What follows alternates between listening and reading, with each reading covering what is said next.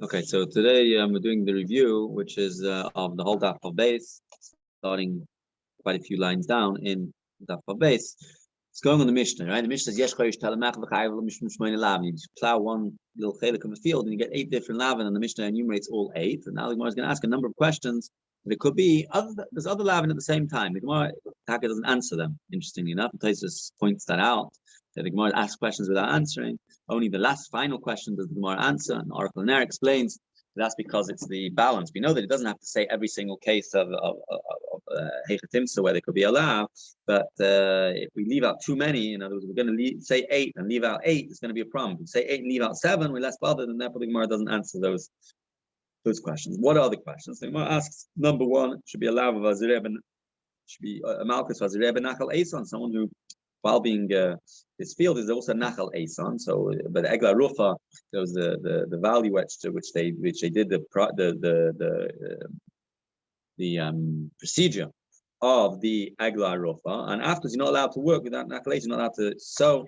That's one lav. Another lav is that if he was moichik es Hashem, if he raised the shame of Hashem while going, that would be another lav. And the Gemara says, looking for each one. Rabbi says, what about someone who cuts off his piece of his saras while with the plow?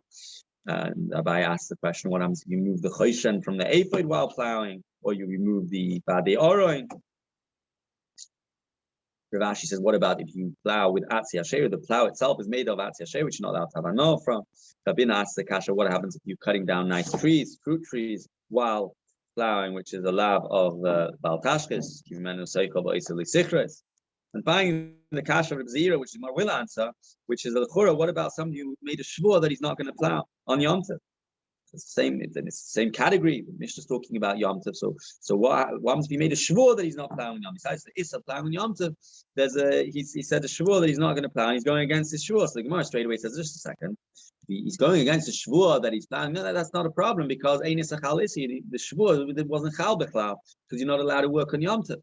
If you say I'm not allowed to eat chazer, you're already not allowed. Mushba ba'im marsina, you're already by harsina, you already told, you're already sworn by the Eibishter not to plow on Yom Tov. So you say I'm not plowing on Yom Tov. Don't add anything, and therefore there wouldn't be a malchus for that. The Gemara says just a second, but they could still work. I find a hechatimsa. I find a situation where someone makes a shvur that I'm not plowing, not in the weekday, not on Yom Tov, and in such a situation, then it would work because the shvur can be chal. But since the shvur is chal b'negei to the weekday, when there's no issa, so the shvur can be chal on Yom Tov as well. And therefore, when he goes and does it on Yom Tov, he's going to be over the issa of working on Yom Tov, but also the issa of going against your shvur, whatever the issa of not keeping to your shvur. So the Gemara answers the midid b'sheil, the issa b'sheil. No, it doesn't apply. The Mishnah is not talking about those types of things which could be retroactively taken care of by doing a haftarah of some kind. Over here, every time you make a shvur, you can make a haftarah in the darim. You can uproot the shvur, and we're not talking about such things. The Gemara says, is that really true? We have situations in the Mishnah where oike hekdesh. So the Gemara says, no, hekdesh is not an issue because bechor. We're not talking bechor can't be hekdesh, which you give over to the Bedek Abai. Since you were the one who was makdish it, you can go to the chacham and say, well, I didn't really mean it, and retract. But we're talking about bechor, which is and therefore it's not shy the whole retraction. The Gemara said, okay, but what about nazir? Nazir, you can also, right? One of the Yisroel in the Mishnah was a nazir based akvar. So you can also retract. So he says it's talking about nazir Shimshon, who's nazir from when he's born, and then he can't retract. So the Gemara said, but just a second, that's very nice, but nazir Shimshon can't fit into the Mishnah for other reasons because nazir Shimshon is allowed to be metamal l'meisim, and our Mishnah says you're not allowed to be metamal l'meisim. So the Gemara says, Taki, right? That the reason why we can't say this lab of someone who made the shvur is because Haitana is a koil less like. Yitaka holds that even if you make a shvur which includes something which is mutar as well as issa, the shvur is not chal, and therefore the shvur b'negei to Yom Tov is not chal because it's already issa shvur. You added koil, is a koil less. Finally, the Gemara just finishes up before we get to the Mishnah that started today. The next Mishnah is that there's a concept of Psulei Mukdashim. Psulei Mukdashim is the carbon which was holy, and then it became a Balmum. So even though it's got din of chulin, you don't have to eat it in the Beis Hamikdash and so on and so forth. But it also has dinim of kachim as well. You're not allowed. It's got certain restrictions that it has to be treated in a certain respectful way that you cannot Giza, you can't use the wall, you can't work on it, you can't work on it, and you're not allowed to use its milk. So therefore, each Sulam Mukdashim is considered a mixture in of itself, and therefore it's considered Chulin and Hekdesh, and whichever animal you're going to let it mate with, it's going to be considered Kilayim, because the Chulin Shaboy is mating with the Kodshim of another animal, or if it's mating with the Chulin animal, the Kodshim Shaboy is mating with the Chulin Sapram. And Al Derek says Rabbi Yitzchak, that if you lead this animal, you use it to plow or something, you also like it because although it's one body, the Torah considers it Shnei Guf. That's the based on that. So based on the base, we talk about how much it's Malchus, which is Machlokes Tanakam Rabbi Yehuda, whether it's 30 Malchus, 40 Malchus or 39 Malchus. If it's 40 Malchus, like Rabbi Yehuda, so the question is, where's the extra one? Meaning, we know they give later, we'll see in the Mishnah, you give 3 Malchus in different places, 2 in the back, 1 in the front. Yeah. So where's the extra one? 39 divides by 3. 40 doesn't divide by 3. Where's the extra one? Bein Kseifa, between the shoulders. Then we say that Taka, there's a thing that you can only that we give it. First of all, there's a din not said in the Mishnah that we estimate a person how much he's able to withstand. If he's not able to stand all 39 max, he doesn't get 39 max. So however much he can withstand, however much he can manage without dying. So, but even then, if they tell him that he's able to get 32 Makkos, let's say, he's not going to get 32 because there has to be a number which divides by 3 and therefore get 30. They sell the Makkos. And then finally we say then, they made an estimation that he could get 40 or 39 Malchus, and then later they found out that he's not able to. So then, and he had Malchus in between, we say he's off the hook. Even though he didn't get them all, he's off the hook. And in the second case, if he said the other way around, that they estimated 18, and now they realize he can get more, he's also off the hook once if he got some Malchus. So okay, that's the Mishnah. The Mishnah had essentially one din of how many Malchus, another din that contributed gets 40 where it was being safer. Makkos Rois Lishtalish, and therefore when they made one Oimid and then they made a second Oimid, he gets up with the lower number. The Gemara says, where do we get the number 39 from? The Pasuk says 40. Why 39 according to the Tanakhama? So we say because it doesn't say Arbaim b'mispar 40, and it should be the number 40. It says b'mispar Arbaim, so we say it's a number which leads up to 40.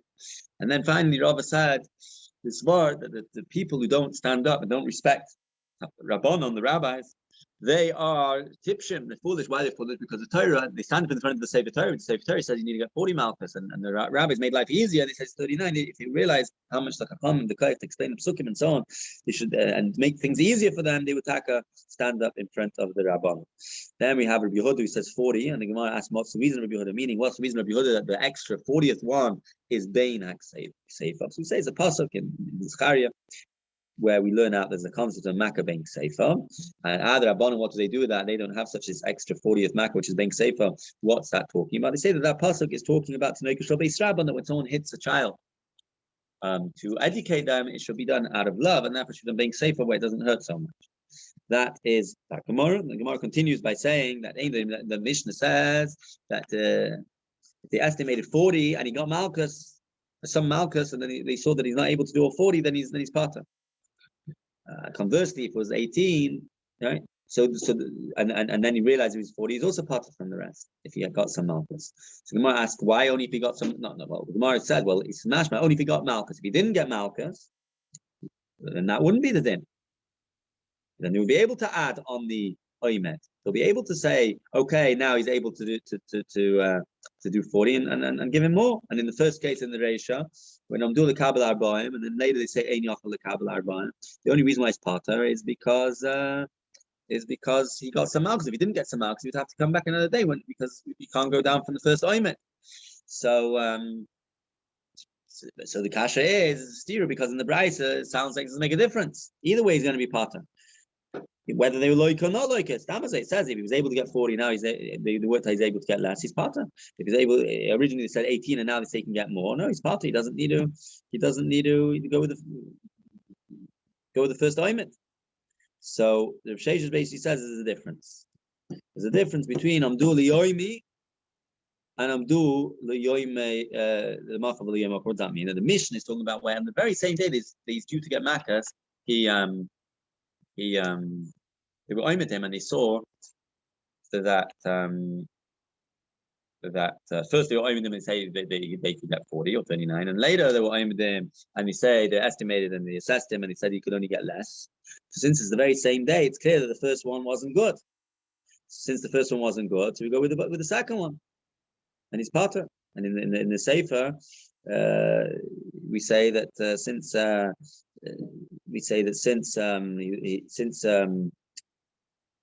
since he was loikas, he's bizayin, so he's okay. But I'm sorry if I said this incorrectly. Let's go back. Sorry. The mission is talking about the very same day. So the very same day we say that it's like this. If laka, so there was a bizayin. But if loy laka, this is the part. Loy laka, then we're going to say that no, Abdullah Kabir Abba and laka mixes now you can't get the 40. So we'll say that it's a problem. And Abdullah Kabir has to be shaka the Kabir. If it wasn't like it's going to be a problem. The Brisa is talking about the situation where they estimated now for another day. He's not having Malchus today. So then the Matthias could have taka changed. Since the Matthias could have taka changed, so then we say it doesn't make a difference to like or loy laka. He's going to be part.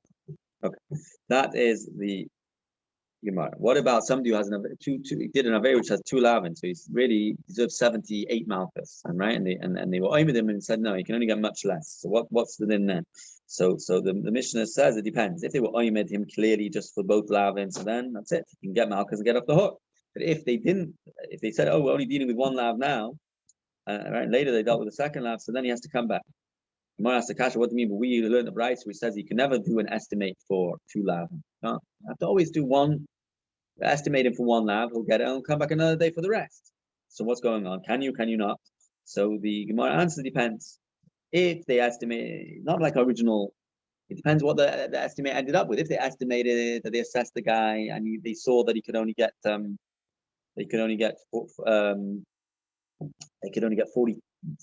Malchus, which 41 basically means he's only going to get 39 because you always go down, you have to divide by 3. So then it comes out he's only getting 39 Malchus just for 1 lav, and then even though they estimated for both lav, then it doesn't work because it needs to be at least 39 is for 1 Malchus for 1 lav, and for the second lav he's getting no Malchus again. He has to come back another time. But if they said 42, where 42 it comes out that he's going to get the 42, and the 39 of them is for 1 lav, it comes out because you only get 39 for maximum, and the other 3 lashes are for the second lav. So that he's good. He's got his he's got his Malchus for both lav. And then the final Mishnah goes through the whole process by which he can get Malchus.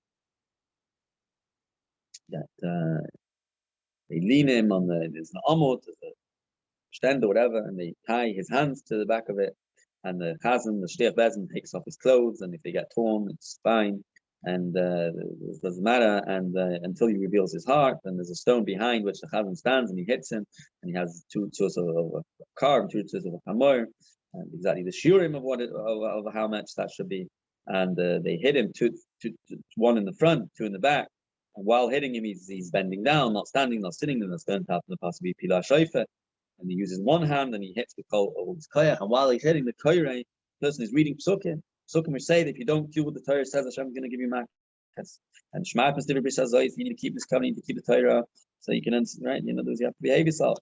And the Burach and the Chaparov, and there's going to be a Kapara, but you say Burachim, etc. These are Psukim that they read while giving Makkos. Now, finally, the Mishnah finishes off with 2. Number 1 is if the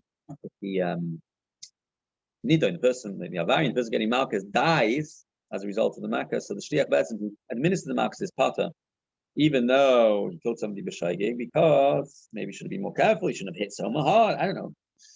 So the reason why it's pata is because we learned earlier in Agoylin that Ma'yar Rishus, the person only gets Galos if he was involved in a Rishus thing, something which was optional. Here he's a Shtef Mitzvah, he's doing a mitzvah, he's doing what Bezin tell him to do. So therefore he's pater. However, if he taka by mistake added an extra one, yeah, so then he does get Galos because he's not Shtef Bezin, he's doing extra. Even if it was by accident, you're going to get Galos. That's that one. Then there's another interesting thing, which is if they Avarian and Nidden gets he urinates, right? Doilim Katanim, then he's pater because he's already been embarrassed. It doesn't make a difference. It's Katanim or Doilim, he gets off even if they haven't finished Makkos. The other says actually depends. A man will be Doilim, and number Kanim will not be enough to be considered to be Zion that he gets off Makkos. And the Isha is even with Mayim. Rashi explains, Ron explains that because it says possible the Nikla, the point of Makkos is to embarrass him. Once he's embarrassed, he doesn't need any more Makkos. In this case, he gave Makkos to such an extent that he urinated. Going to Rabbi Yehuda has to be more than that by Ish, right? That's the Gdoilim, then that's considered the Nikla. Okay, we'll stop over here, and as is Hashem, see you all after Shavuos. Right, Yom Tov.